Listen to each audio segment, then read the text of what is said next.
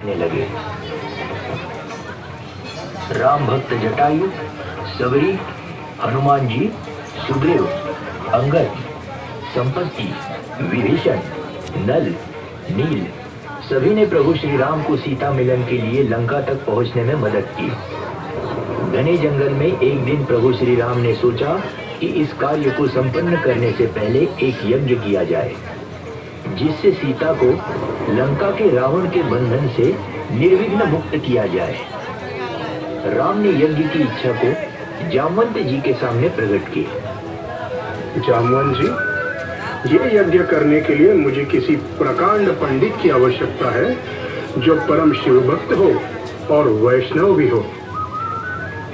प्रभु, इस जंगल में ब्राह्मण, ऐसा ब्राह्मण तो सिर्फ एक ही है, और वो है आपका शत्रु रावण।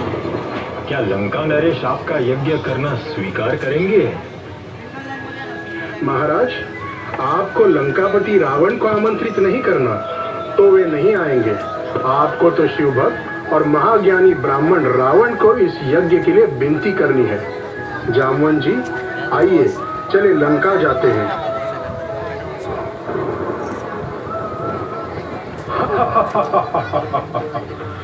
हे पितामह, आपके आने का प्रयोजन बताइए। मैं आपकी क्या सेवा कर सकता हूँ? पुत्र, मेरा एक यजमान है, उन्हें युद्ध करना है। मनोरथ पूर्ण करने के हेतु एक यज्ञ के लिए ब्राह्मण की आवश्यकता है। पितामह, मेरा अनुमान है कि वो कहीं अयोध्या के राजकुमार राम और लक्ष्मण तो नहीं? क्या उनका उद्देश्य लंका विजय है? हाँ पुत्र, क्या तुम्हें यह स्वीकार है? हाँ, पंडित का धर्म कि द्वार पर कोई आए और कोई पूजा करने के लिए कहे तो उनका अनादर नहीं करना चाहिए। मुझे स्वीकार है।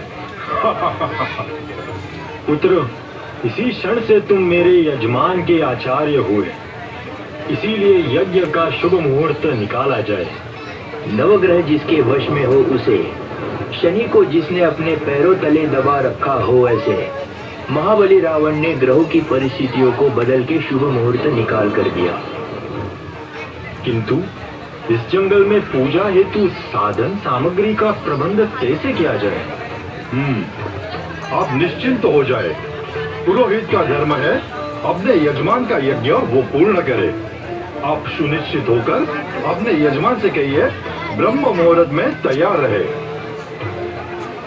रावण ने मेघनाथ को बुलाकर कहा कि जाओ, सीता को कहो हम उनसे मिलने अशोक वाटिका में आ रहे हैं। हे सीते, तुम्हारे स्वामी के यज्ञ संकल्प का मैं पुरोहित बनाऊं? क्या? तो कल स्नान करने के पश्चात इंद्रजित के रथ में बैठ जाना। अर्धांगिनी के बिना कोई भी पूजा पूर्ण नहीं होती। हाँ, पर एक वचन देना होगा। कैसा वचन? पूजा समाप्त होने के पश्चात तुम्हें लंका वापस आना होगा। लेकिन ठीक है। ब्रह्म मुहूर्त में रावण पहुंच गए।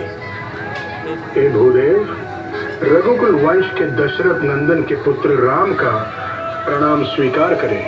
कृपया आसन ग्रहण करें। क्या आपका विवाह संपन्न हो चुका है? हो चुका है। पूजा करने हेतु आपकी धर्मपत्नी को आपके निकट आसन ग्रहण करने कहिए। शास्त्रों के अनुसार बिना पत्नी पूजा संपन्न नहीं होती। किंतु मेरी अर्धांगिनी मेरे समीप नहीं है इस समय। इंद्रजित, यजमान के पत्नी को उनके समीप बिठाओ। ओम गं गणपते नमः।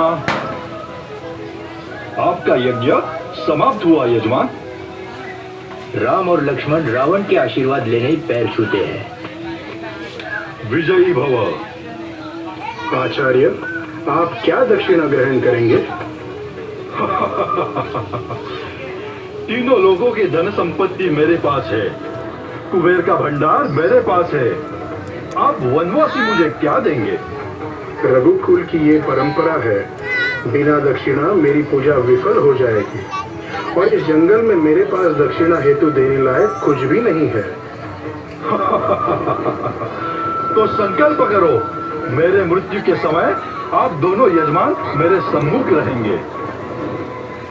रावण बुद्धिमान था, उसे कई सारे वरदान प्राप्त थे, किंतु उसके कार्य राक्षस के थे। रावण की इच्छा थी कि उसकी मृत्यु विष्णु के अवतार से हो। ब्रह्मा जी से वरदान मांगते समय अपने अहंकार से वरदान मांगा कि मेरी मृत्यु किसी से न हो। मनुष्य और वानर को तुच्छ समझकर वरदान मांगने में गलती कर बैठा। राम और रावण का युद्ध हुआ।